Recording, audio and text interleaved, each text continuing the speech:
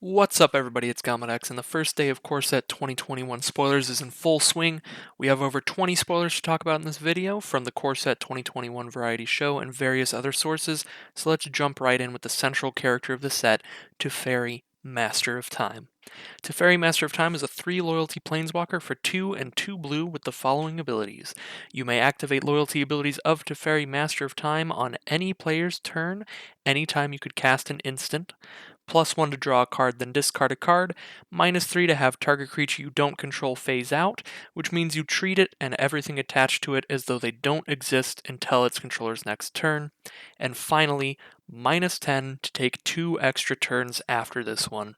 So the coolest part of this card is easily the ability to use his loyalty abilities during your opponent's turns. I'm pretty sure that's a first for Planeswalkers, which makes him more powerful the more players are in the game. He'll be a powerful option in Commander and an even more powerful option in multiplayer Brawl since you can use him as your commander. So the more opponents you have, the more times you're triggering his abilities since you do it in every single turn. Pretty ridiculous. The other thing to mention on this card is the return of phasing. Pretty neat ability. We did see it back in Commander 2017, but we haven't seen it in a standard legal set since Weatherlight in 1997. So that's absolutely insane. Pretty old mechanic to be bringing back here for Teferi, but it's a classic. It's very heavily tied to Teferi. It's cool to see it.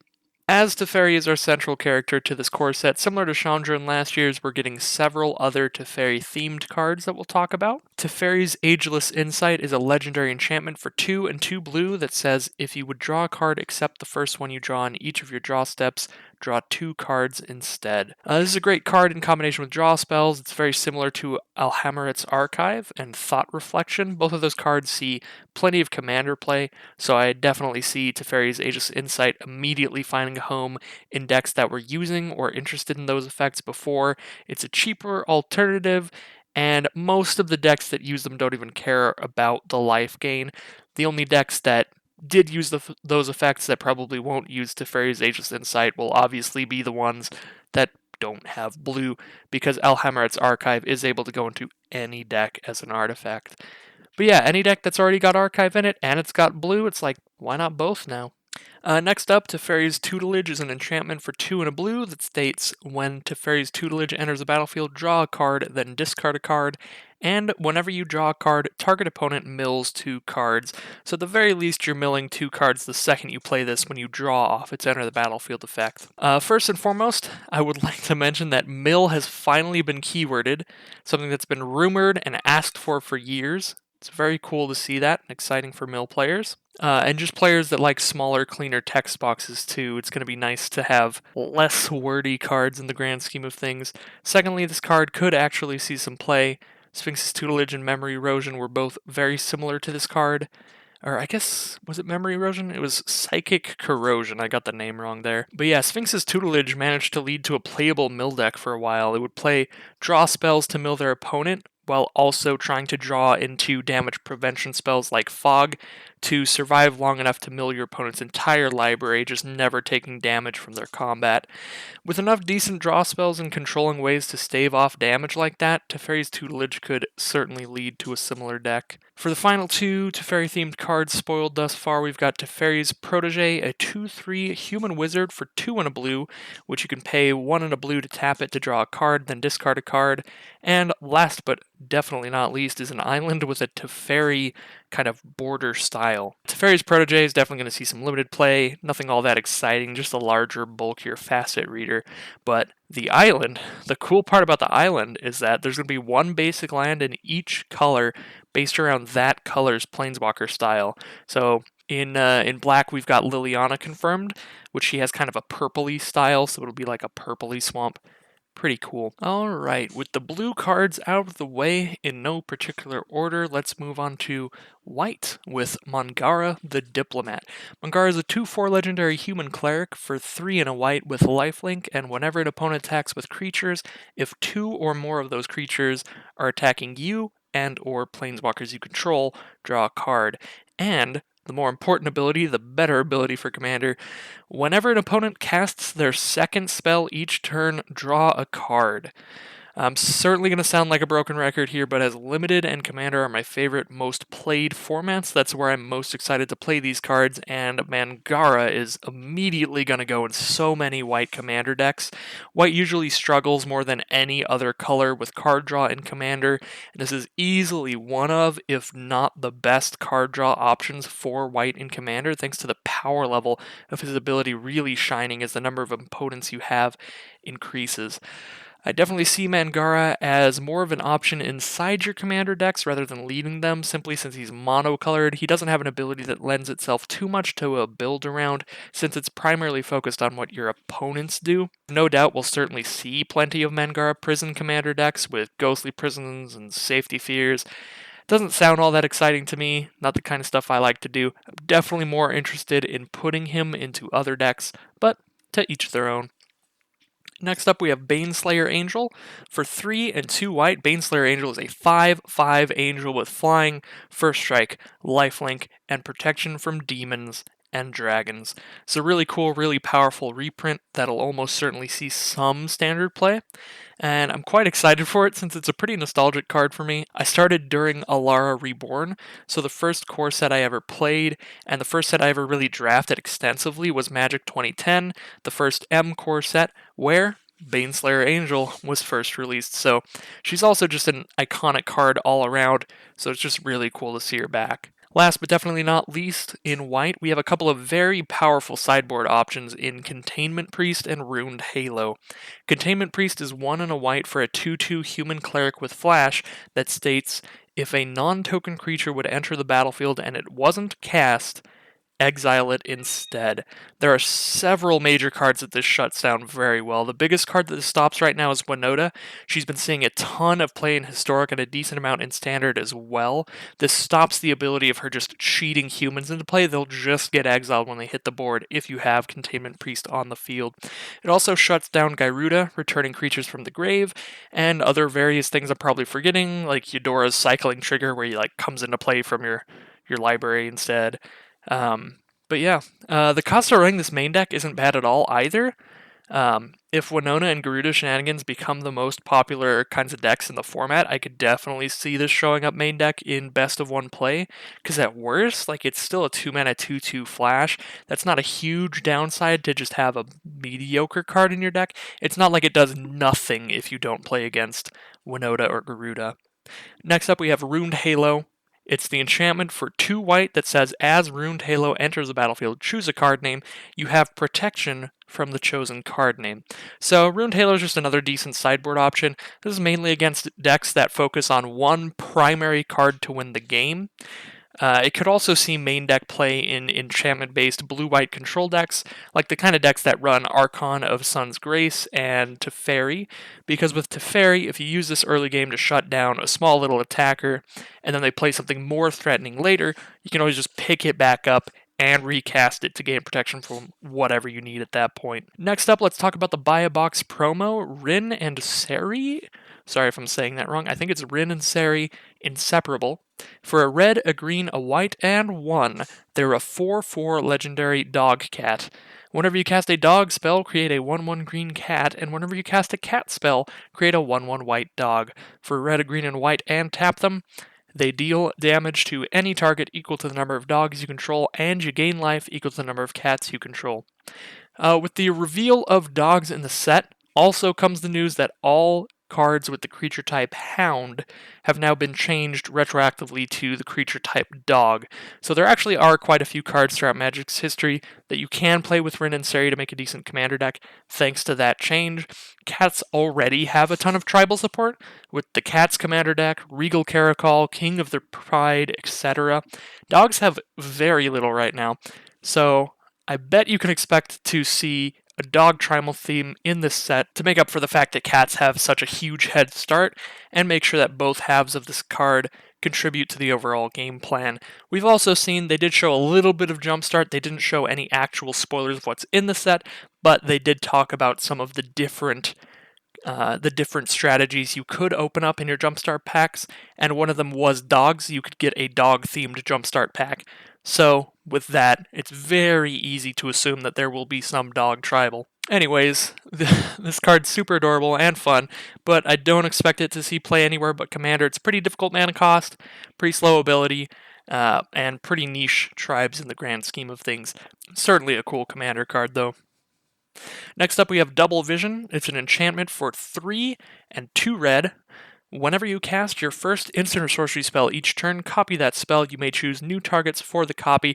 This is probably, literally out of every card spoiled right now, this is probably the one I'm least excited about, probably.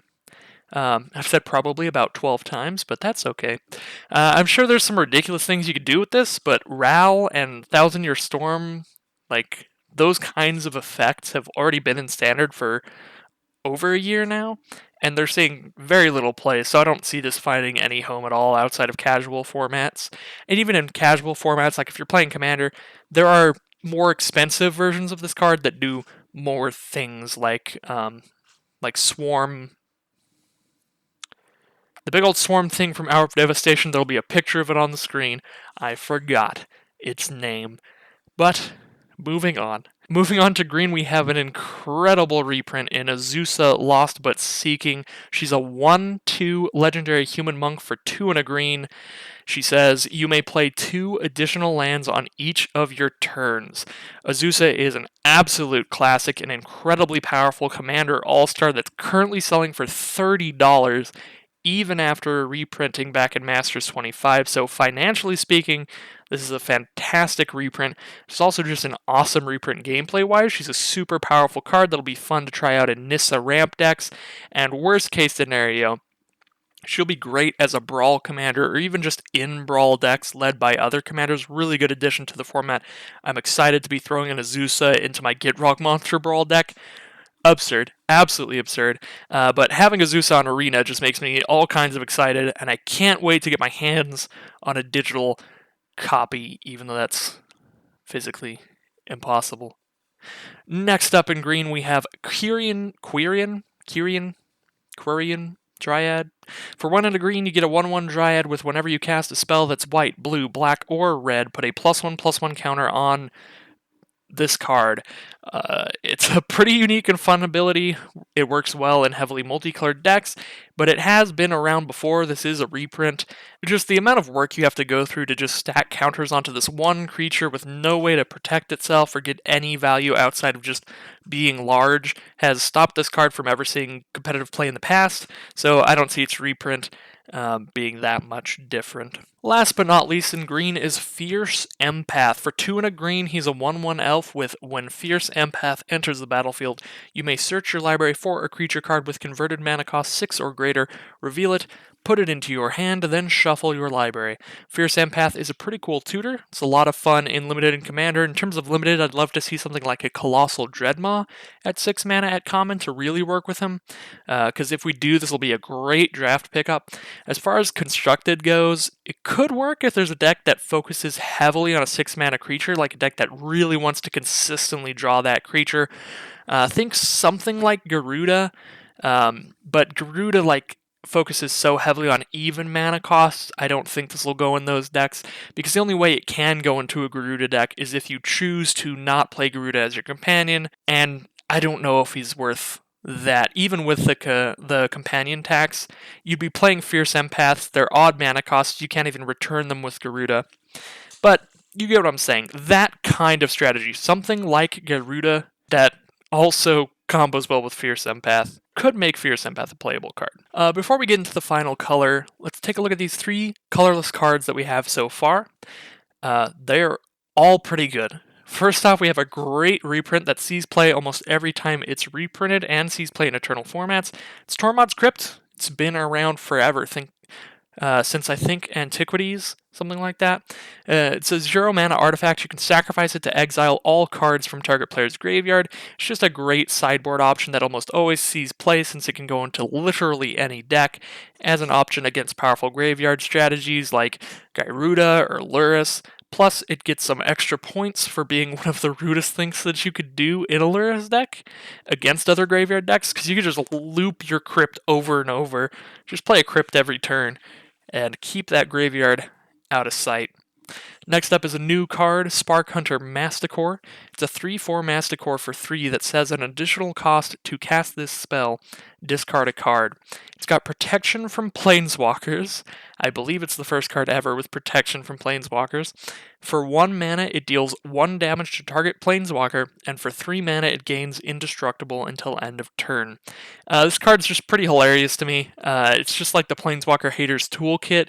If you absolutely hate Planeswalkers, well, here you go. Here's a colorless creature you can put into literally any deck that you want to smack them out of your life.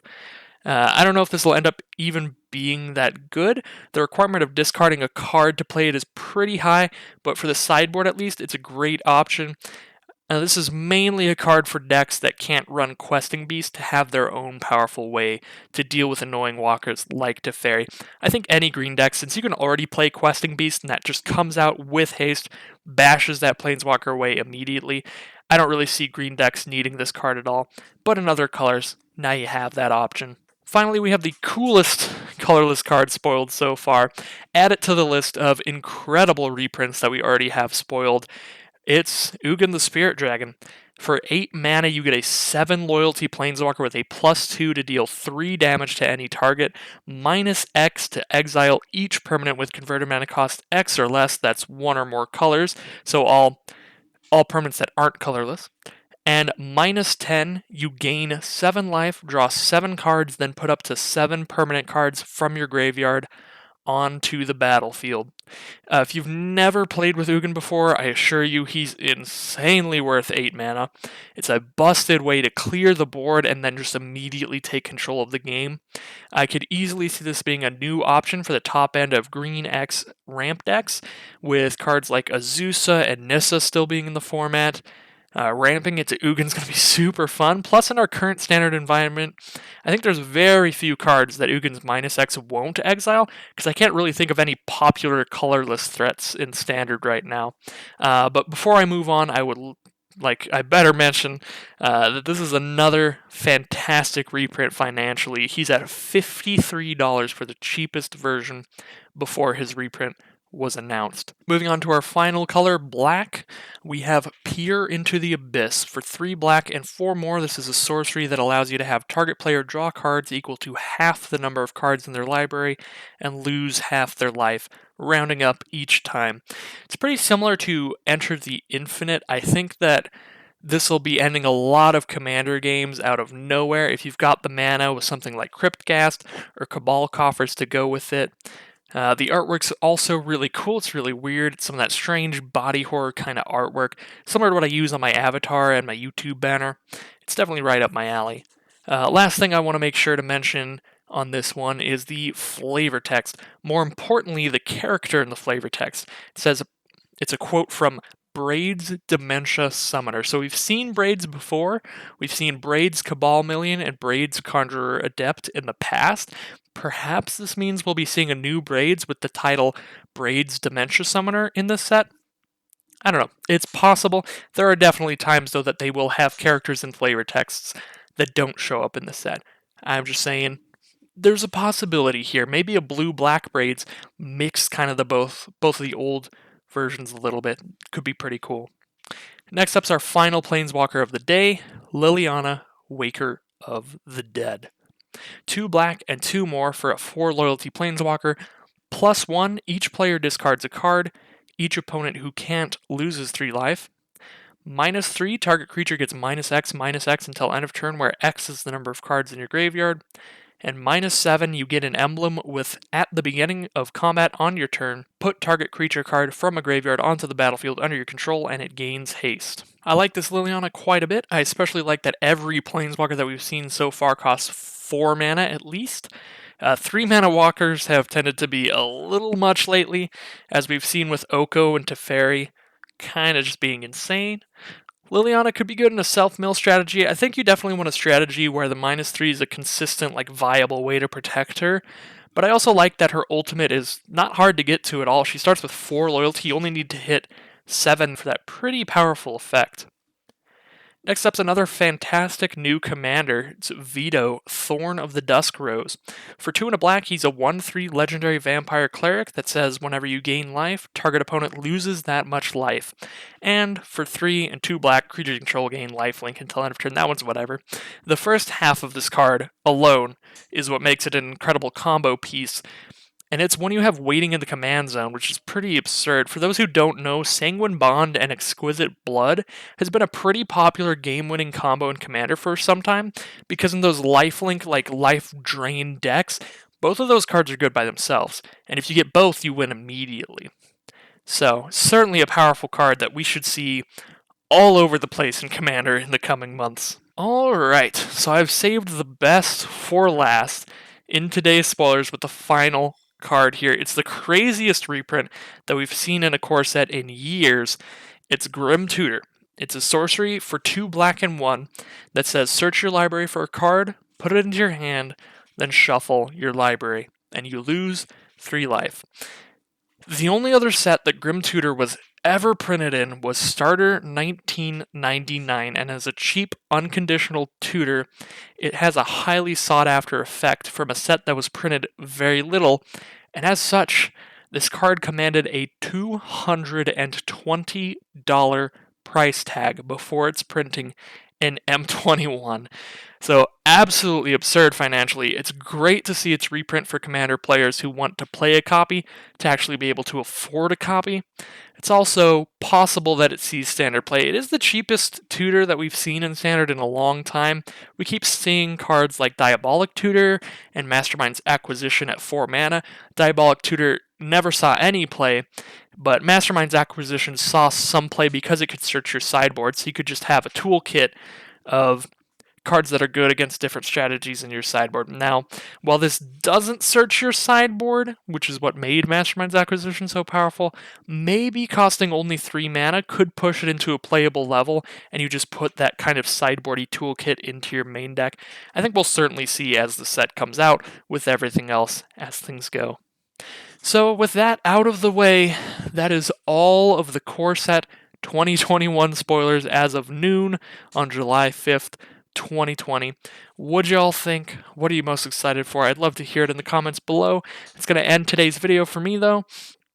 If you want to watch me draft, hang out and chat, I'll be live on twitch.tv/GauntletX quite a bit this month. I'm trying to grind into Mythic Limited Ranking. If not, I'll see you all again very soon right here on the YouTube channel with more spoiler talk as well as an Omniscience draft video, as Omniscience drafts are back on Arena this weekend. So thank you all for watching, and I'll see you again very soon.